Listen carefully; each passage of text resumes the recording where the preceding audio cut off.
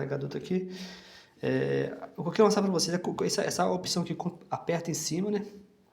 Também aparece lá compartilhar, tá vendo? Compartilhar, né? Aperta em compartilhar, né?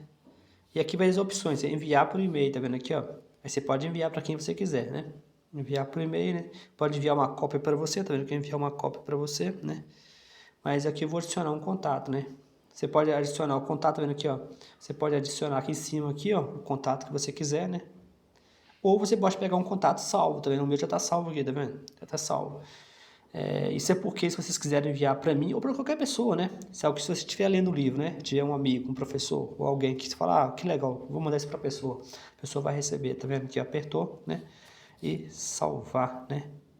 Salvar, tá? Apareceu ali, tá? Para enviar. Você espera um pouco, né? Para ver se foi, né? Mas de qualquer forma eu vou abrir para vocês lá no e-mail, né? Então, basicamente é isso, né? Agora vocês podem